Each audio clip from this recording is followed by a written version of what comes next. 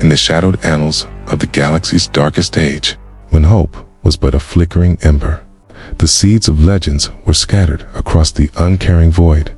Following a catastrophic act of betrayal, 20 infant demigods, the Primarchs, were stolen from their cradles and cast into the chaotic tides of the warp. Their fates were left to chance, their destinies unwritten. Yet, fortune, or perhaps a will far greater, guided one such vessel through the turmoil.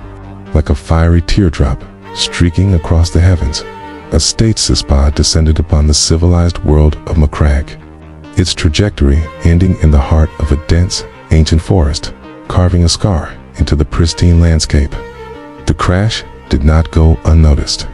A hunting party of Macragge nobles, led by the respected consul Konor Guilliman, investigated the disturbance. There, amidst the wreckage and splintered trees, they found not a monster, but a child of impossible perfection and serene countenance. Moved by a sense of profound duty and a strange paternal instinct, Konor took the boy as his own. He named him Roboute. The child's growth was nothing short of miraculous. He spoke his first words within months and was debating the greatest philosophers of Macragge's history by the age of 10. Montages of his youth would show a mind devouring knowledge, mastering strategy from ancient texts, and displaying a prodigious intellect that far surpassed any mortal man. As Roboute Guilliman reached maturity, his inherent greatness could no longer be contained within the halls of academia. Macragge, while largely civilized, was plagued by recalcitrant rebellions in its northern wildlands, a land of barbaric warlords and shadowed mountains. Guilliman was granted command of an expeditionary force, and what followed was a display of strategic genius. He was more than a warrior. He was a statesman. He did not merely conquer his foes, he assimilated them, offering justice, infrastructure, and a place within his vision for a unified world. He built roads, reformed laws, and established a meritocracy that turned Macragge into a jewel of efficiency and enlightenment. A perfect society ruled by its most capable son. It was to this perfectly ordered world that a new star appeared in the sky. A vast, golden armada, the fleet of the Great Crusade, translated from the warp and took up orbit. From the flagship descended a figure of myth, a radiant giant clad in golden armor, the Emperor of mankind, searching for his lost sons. He had followed the psychic echo of his child across the galaxy and found not a barbarian king or a desperate survivor, but the master of a utopian world that mirrored his own imperial dream. In the grandest hall of Guilliman's capital, father and son met for the first time. There was no need for tests or trials. The emperor saw his own ambition and brilliance reflected in the young man before him, and Guilliman recognized the source of the longing and purpose he had felt his entire life. In a solemn ceremony that bound Macragge to the burgeoning Imperium of man, the emperor officially recognized Roboute Guilliman as his son and Primarch. He bestowed upon him command of the 13th Legion of Space Marines, the Ultramarines, who had been created from his own genetic template. The final scene is one of awe-inspiring destiny. Clad in magnificent cobalt blue power armor, Guilliman stands before the assembled might of his legion, his face a mask of resolute purpose. The son of Macragge had become a prince of the Imperium. And so, a new chapter began, not just for the son, but for the Imperium he was destined to serve. A future to be written in the fire of conquest and the ink of loyalty. In the sprawling saga of humanity's golden age, few figures loom as large as the Primarchs, the Emperor's 20 sons. Among them, one stood apart, not merely as a warrior of unparalleled might, but as a statesman of singular vision, the architect of what the Imperium could, and perhaps should have been. This is the story of Roboute Guilliman, the avenging son, the Lord of Ultramar, in the luminous days before the galaxy was plunged into darkness. In the eastern fringe, a beacon of civilization shone with a brilliance that rivaled even Terra. This was Ultramar, the star realm of the 13th Legion, and at its heart lay the world of Macragge.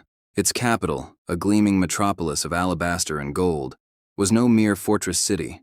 It was a testament to a society built on logic, prosperity, and civic duty. From this throne world, Roboute Guilliman governed his 500 worlds, each a model of efficiency and culture. Ultramar was more than just a conquest. It was the embodiment of his belief that humanity's destiny was not simply to survive, but to thrive. It was an empire within an empire, a perfect microcosm of the imperial dream. Yet this master administrator was forged in the crucible of the Great Crusade. From the command deck of his glorious flagship, the Macragge's Honor, Guilliman directed the vast fleets of the Ultramarines with a peerless strategic mind. He was a master of logistics, a general who saw war not as a chaotic melee, but as a grand, intricate equation to be solved. On 1,000 worlds, his legionnaires prosecuted the Emperor's will with disciplined fire and steel. The Ultramarines were the very image of their Primarch, adaptable, resilient, and masters of every facet of warfare, bringing countless systems into Imperial compliance through overwhelming yet precise strategic application of force. While his brothers were defined by their singular passions, be it the forge, the arcane, or the bloody thrill of combat, Guilliman was a Primarch of principle and balance. When not leading his armies, he could be found in his scriptorium, authoring the monumental works that would one day form the basis of the Codex Astartes. He was both warrior and philosopher, his mind as keen a weapon as his blade. This devotion to imperial law and reason put him at odds with the excesses of his siblings. In the ashes of Monarchia, the perfect city of the word-bearers, Guilliman stood as the Emperor's judgment. He carried out the raising not with relish, but with a stern, unyielding sense of duty, a grim lesson to his brother Lorgar on the dangers of fanatical belief and divided loyalty. But even as the Great Crusade reached its zenith, shadows began to lengthen across the galaxy. Whispers of dissent and rivalry grew louder. The War Master Horus, once the brightest of them all, was consumed by a festering ambition, and his discontent began to poison the hearts of other Primarchs. From the pristine halls of Macragge, Guilliman watched these developments with growing unease. He voiced his concerns to his most trusted advisors, troubled by the fractures appearing in the brotherhood that was meant to be humanity's shield. He saw the pride, the jealousy, and the ideological schisms that threatened to undo all that they had built. The premonition of conflict became a cataclysmic reality in the Calth system. Lured into a supposedly routine muster, Guilliman and the bulk of his legion were caught in a trap of unimaginable scale. The word-bearers, the very legion he had once censured, unleashed their pent-up hatred in a surprise onslaught that set the heavens ablaze. Aboard the Macragge's Honor, the Lord of Ultramar witnessed the betrayal firsthand as his brother's fleet opened fire, shattering the peace and turning the stars to pyres. In that moment, as the initial shock gave way to an icy, calculating fury, Roboute Guilliman understood. The age of hope was over. The Horus Heresy had begun, and the galaxy was now at war. In the grim darkness of the far future, some sagas of betrayal and desperation echo loudest across the void of history. Among the countless tragedies of the Horus Heresy, one stands apart, a tale of a flickering candle of hope lit against an encroaching, absolute darkness. This is the story of the avenging sun, his unremembered empire, and the desperate race to save a dying Imperium. The ashes of Calth were still warm, its skies choked with the dust of orbital plates and the ghosts of billions. Standing amidst the ruins of his sundered world, the Primarch Roboute Guilliman looked upon the treachery of his brother Lorgar, not with fiery rage, but with a cold, precise certainty vengeance would be his. But vengeance would have to wait. From the roiling heart of the warp, the traitors launched their next great offensive, the Shadow Crusade. The combined legions of Lorgar A.S. fanatical word-bearers and Angron S. blood-crazed world-eaters descended upon the 500 worlds of Ultramar, a tide of slaughter and ruin. Across 100 systems, the Ultramarines were thrown onto the defensive, fighting a desperate, bitter war of attrition to hold back the darkness that sought to consume their stellar empire. As war raged, a far greater cataclysm unfolded. The machinations of the traitors tore a wound in reality itself, giving birth to the Ruin Storm, a warp storm of unprecedented scale that swallowed the eastern fringe. Ultramar was severed from the galaxy, and all astropathic contact with Holy Terra was lost. For Guilliman, the silence was a death sentence. Believing the Emperor slain and the Imperium shattered, he made a decision born of cold logic and utter despair. If the Imperium had fallen, he would build a new one to preserve its light. He initiated the Imperium Secundus, a desperate contingency to ensure humanity's survival. On the capital world of Macragge, a reluctant Sanguinius, Primarch of the Blood Angels, was crowned Emperor Regent, a heavy, unasked-for burden placed upon the angel's shoulders as he took command of this new, unremembered empire. Yet this new bastion of order was not safe, for a cancer had already taken root within it. The nightmarish Primarch Konrad Kurz, the Night Haunter, had been unleashed upon Macragge. More ghost than legionary, he stalked the halls of Guilliman's own fortress palace, spreading terror and sowing discord from the shadows. He was a test, a walking personification of the chaos that threatened to undo the Imperium Secundus from within. This began a tense and brutal hunt, a psychological cat-and-mouse game as Guilliman, the master of logistics and order, pursued his deranged brother through the very heart of his meticulously built sanctuary, a clash between absolute order and absolute anarchy. Then, as unpredictably as it had formed, a path through the ruin storm opened. A flicker of contact, a desperate astropathic cry reached Macragge with an impossible truth. Terra still stood. The Emperor lived, but the throne world was besieged by the full might of the arch-traitor Horus. Without a moment's hesitation, Guilliman dissolved his unremembered empire. Its purpose was served. Its regent Sanguinius and its protector, the Lion L. Johnson, were freed to fight for the true Imperium, mustering the full, unbroken might of the Ultramarines and all other loyalist forces at his command. Guilliman embarked on a desperate, galaxy-spanning race against time. The destination was Terra, the goal was salvation, and the cost would be immeasurable. And so, the final, desperate act of the heresy was set into motion, as the Avenging Sun led the largest relief force in human history on a collision course with destiny.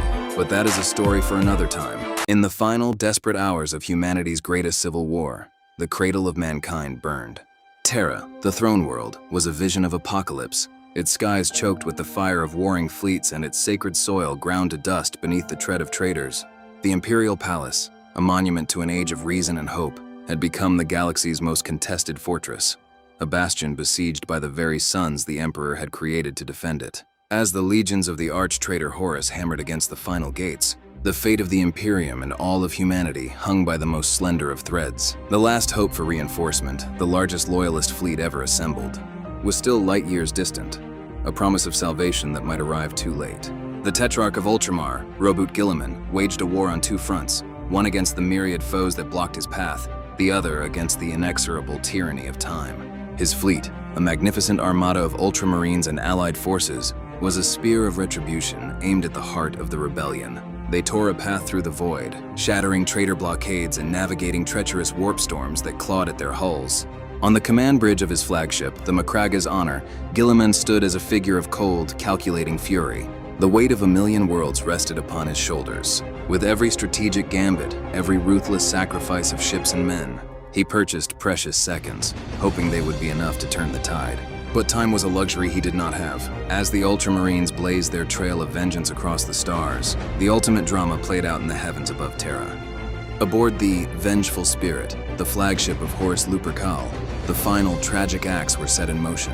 The noble Sanguinius, the angel of the 90th Legion, faced his fallen brother in a duel of mythic proportions, a sacrifice born of loyalty that would forever scar the soul of the Imperium. Then came the Emperor himself, teleporting into the Lion's Den for a final, soul-shattering confrontation. He faced his once favored son, the War Master, in a battle that would not only break the master of mankind as body, but also extinguish the brightest light of his grand design. When the vanguard of Guilliman's fleet finally broke through into the Sol system, they were met not with the thunderous roar of battle, but with a chilling, unnatural silence. The cosmic maelstrom was gone. In its place was a graveyard of giants, the mangled wreckage of countless warships drifting in the void like silent monuments to a conflict already lost and won. The traitor fleets, their purpose served and their master defeated, had fled into the shadows of the galaxy. A profound and terrible change had occurred. The psychic beacon of the Emperor, the Astronomicon, once a radiant sun of hope for all mankind, now shone with a faint, agonized light. He was too late. Roboute Guilliman, the Avenging Sun, set foot upon a world scarred beyond recognition. He marched in grim procession through the ruins of his father's palace, the rubble of a shattered dream crunching beneath his power-armored boots. The scale of the devastation was absolute, a testament to the sheer hatred that had fueled the war. His journey ended at the doors of the Sanctum Imperialis, the throne room itself. There he beheld the catastrophic price of victory. He saw the broken, ruined body of his father, the Emperor of mankind, being interred upon the arcane machinery of the Golden Throne. As the great work was completed, a psychic scream of unending agony echoed in its wake. In that moment, a new dark age began for the Imperium, and its future was reflected in the profound grief and iron resolve that settled upon Guilliman's face. In the wake of galactic civil war, amidst the ashes of a shattered dream, one son was left to shoulder the burden of a million worlds. This is the tale of Roboute Guilliman, the Avenging Son, and his lonely vigil in the dark age that followed the Horus Heresy. In an era defined by loss, he stood as the last bulwark against utter annihilation, a Primarch tasked with saving a godless and broken Imperium. Before the silent, arcane machinery of the Golden Throne, Roboute Guilliman knelt. His father, the Emperor of Mankind, was a broken body interred in a life-sustaining prison, his psychic light a mournful beacon in the warp. In this desperate hour, the surviving High Lords of Terra named Guilliman the Lord Commander of the Imperium, granting him absolute authority. The weight of this title was immeasurable. With Terra in ruins and faith in the Imperium shattered, his first task was to begin the arduous process of rebuilding. He oversaw the initial restoration of the Imperial Palace, a symbol of defiance against the ruin brought by the arch-traitor, and began the monumental effort of reorganizing the battered but loyalist military forces for the war that was far from over. With the traitors routed from the throne world but not yet defeated, Guilliman unleashed the full might of his strategic genius. He initiated the Great Scouring, a galaxy-spanning crusade intended to purge the stain of treason from Imperial space forever. Uncounted fleets and armies, spearheaded by his own unyielding Ultramarines, embarked on a 10,000-year campaign of retribution. A montage of righteous fury swept across the stars as world after world was reclaimed. The forces of chaos, reeling from their defeat on Terra, were relentlessly pushed back, harried and broken, until they were forced to retreat into the hellish sanctuary of the Eye of Terror. The Great Scouring was a testament to Guilliman's will, a bloody but necessary chapter in the Imperium's history. To ensure such a catastrophic civil war could never again tear the Imperium apart, Guilliman undertook his most controversial and perhaps most important work. He authored the Codex Astartes, a sacred tome that would dictate the very structure and doctrine of the Space Marines. He decreed that the immense galaxy-conquering legions must be broken. From their ashes rose the smaller, more flexible chapters, each 1,000 strong and independent, forever preventing a single commander from wielding such devastating power again. This decision caused deep friction with his Primarch brothers like Rogel Dorn and Leman Russ, who saw it as a weakening of their father's greatest creations. But Guilliman stood firm, believing this bitter pill was the only cure for the Imperium's deep-seated sickness. A century after the heresy's end, the Great Scouring brought Guilliman face to face with a ghost from his past. On the world of Thessaly, his forces engaged the hedonistic armies of the Emperor's children, led by his fallen brother, the demon Primarch Fulgrim. The Phoenician, now a monstrous serpent of chaos, met the Avenging Son in a final, terrible duel. Guilliman's martial prowess was unmatched among mortals, his every blow a masterclass in blade work. But he fought a being no longer bound by mortal limits.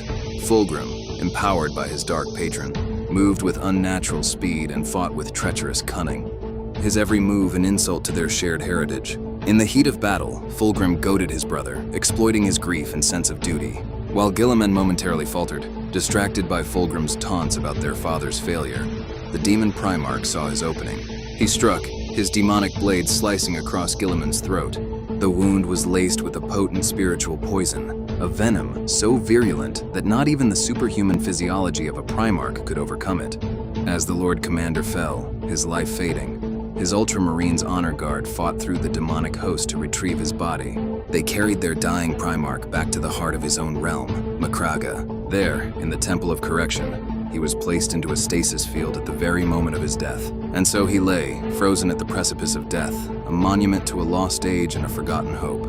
For 10,000 years, the Lord of Macragge would sleep, his final wound a permanent scar upon the Imperium's history, unaware that the galaxy he fought to save would descend into an even deeper darkness. In the grim darkness of the 41st millennium, there is only war. This is a truth known to every soul in the Imperium of man, but never has it been more starkly real. The galaxy itself has been torn asunder by the Cicatrix Maledictum, a warp storm of unprecedented scale known to the faithful as the Great Rift. It is an age of endings, where the light of the Astronomican gutters and the vast domain of mankind teeters on the very brink of annihilation. Hope is a forgotten luxury, a relic of a bygone era. Yet, on the besieged world of Macragge, deep within the Temple of Correction, another relic has lain in wait for 10,000 years. Here, frozen in a stasis field at the moment of his near death, rests the Primarch Roboute Guilliman, a silent, armored monument to a time when gods and demigods walked among men. Before this silent demigod, an alliance of the desperate and the damned convened. Their very presence an act of profound heresy.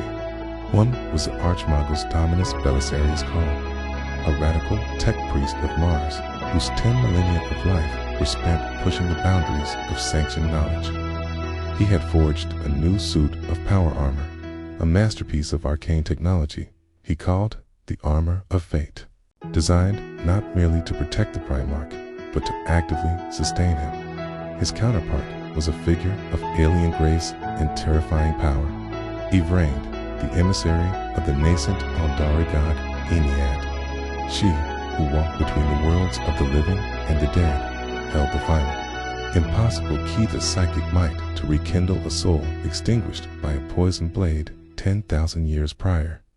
Theirs was a gamble that could save the Imperium, or doom it completely, with the pact sealed in whispers and silent nods. The stasis field that had preserved the Primarch for ages was deactivated. Time for Roboute Guilliman resumed its cruel march. As the ancient life support systems failed, Yvraine reached out with the forbidden power of the Whispering God, her psychic energies flowing into the Primarch's static form, mending the fatal wound inflicted by his demonic brother, Fulgrim. Simultaneously, Call's intricate machines descended, peeling away the old armor and fitting the gleaming new armor of fate over Guilliman's colossal frame. For a heart-stopping moment, there was only silence. Then, with a shuddering gasp that echoed like a thunderclap, the Primarch's eyes snapped open. He was reborn into a nightmare, sensing the return of a champion of order. The forces of chaos launched a full-scale invasion of Macragge, determined to snuff out the light before it could truly ignite. He rose from his bier, a figure of myth made real, his gaze sweeping over the chaos unfolding on the tactical displays. Without uttering a single word, the Lord of Ultramar took command. His strategic acumen, honed in the Great Crusade, was as sharp as it had ever been. The Ultramarines, who had 4 millennia revered him as a distant saint, now found their living, breathing general in their midst. Orders were issued with preternatural speed and clarity, turning disorganized pockets of resistance into a cohesive and unstoppable martial force. Guilliman himself was a tempest on the battlefield, the Emperor's sword in his hand, a blur of divine fire. He led the charge that broke the back of the Black Legion's assault, his presence a beacon of hope that rallied the defenders and drove the invaders from his home world. With Macragge secured, a far greater duty called, Guilliman announced the Terran Crusade, a desperate gambit to cross the war-torn galaxy and reach the throne world itself. It was a perilous journey through a realm now dominated by his enemies, a pilgrimage to the heart of the Imperium he had helped build. Upon his arrival, the Primarch strode through the hallowed halls of the Imperial Palace, a place he had not seen since the days of the Horus Heresy. He entered the Sanctum Imperialis, the fabled throne room, and there, his journey ended in horrified silence. Before him sat the remains of his father, the Emperor of Mankind, a skeletal, desiccated corpse interred within the arcane machinery of the Golden Throne. In that moment, the weight of 10,000 years of decay fell upon him. The shot lingers on Guilliman's face, a mask of profound sorrow hardening into unbreakable iron resolve. He had returned to serve, and he had found his empire dying, ruled by a silent, enthroned God.